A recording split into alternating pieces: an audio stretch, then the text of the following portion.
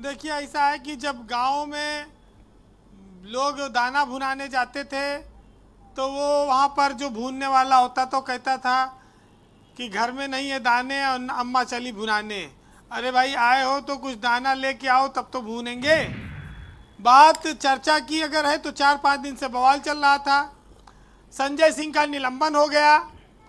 NDA India एक गठबंधन बना है और उस गठबंधन के सामने एक संसद सत्र के दौरान एक बड़ा मौका आया था।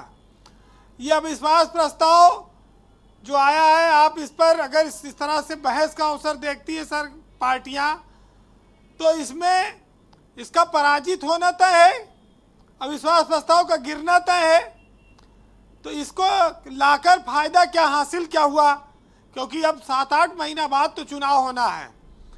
पिछली बार एक बार आया था मोदी पार्ट 1 में और एक बार मोदी पार्ट 2 में एक ही अविश्वास प्रस्ताव।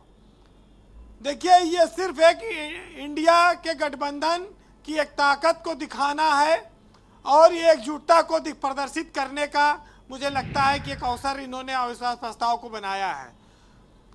वैसे मणिपुर की जो घटना है, जितना संसद में हंगामा हो रहा है उतना सड़क पे हंगामा नहीं हुआ है अभी। राजनीतिक दल पता नहीं क्यों सदस्यता जाने से डरते हैं, शायद इसलिए नहीं आ रहे हैं। लेकिन बहस खाली लंबा अवसर मिलेगा इसलिए अविश्वास प्रस्ताव लाया जाए। बीजेपी के लोगों को तो इससे और ज़्यादा उनका मनोबल बढ़ेगा कि ये क्या कर पाएंगे, ये तो झूठ मूठ का चिल्ला रहे हैं।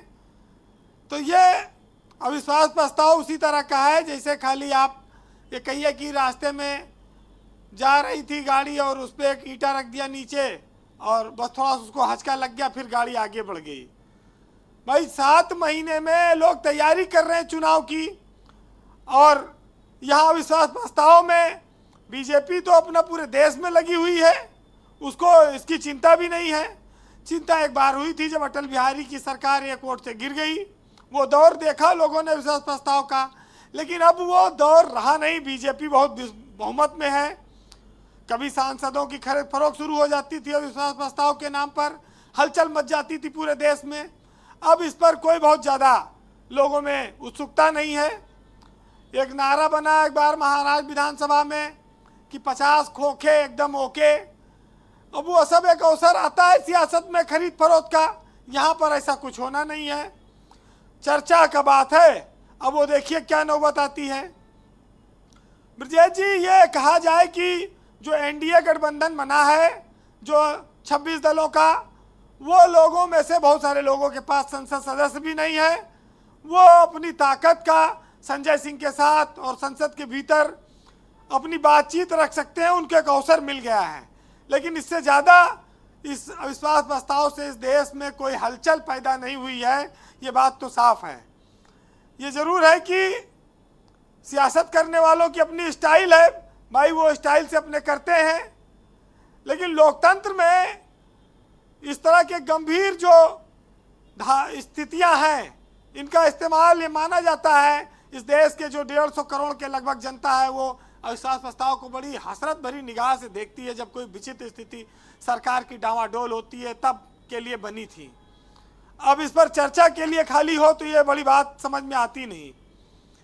वैसे मजा लेने के लिए तो बहुत सारे लोग बड़ी बातें करते हैं। अब्राहम लिंकन ने कहा था कि democracy is the people, for the people, by the people.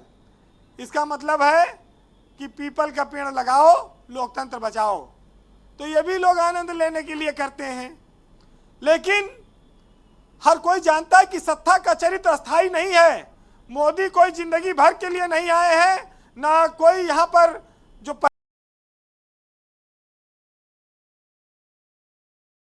पहले था वो हमेशा रह पाया और न मोदी कोई यहाँ पर हमेशा रह पाएंगे। सत्ताएं आती और जाती रहेंगी, प्रधानमंत्री आते और जाते रहेंगे। लोकतंत्र और संविधान की जो स्थितियां हैं उनको मजबूत बनाना पड़ेगा। अगर लोकसभा अध्यक्ष ने इस प्रस्ताव को स्वीकार किया है तो आज इसको लोकतंत्र के एक जीत के तौर पर, अवसर के तौर पर देखना चाहिए। और ये अच्छी बात है, चाहे वो दबाव में फैसला लिया जाए या लोकतंत्र की दुहाई देकर। लेकिन इज्जत शोहरत, चाहे नेता हो चाहे सार्वजनिक जीवन में जो व्यक्ति है वो सबको पता है कि ये हमेशा एक जैसी नहीं रहने वाली हैं। आज जहां तुम हो कल कोई और था, कल कोई और होगा। तो इसलिए लोकतंत्र में जनमानस की बात तो सुननी चाहिए और इसमें कोई बुराई नहीं है इस अविश्वास प्रस्ताव में। लेकिन एक शायर ने लिखा है कि न माझी है न रहबर, न हक में हवाएं हैं और कश्ती भी है जर्जर, आखिर ये कैसा सफर है। हक में तो कुछ नहीं है लेकिन अब चल रहा है।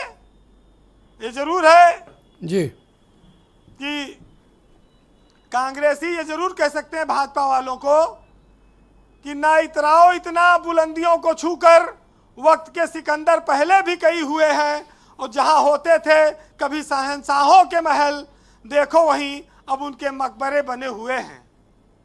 बहुत बहुत धन्यवाद आपका वीरेंद्र जी, बहुत बहुत शुक्रिया ग्राउंड जीरो से अपनी इनपुट और फीडबैक हमें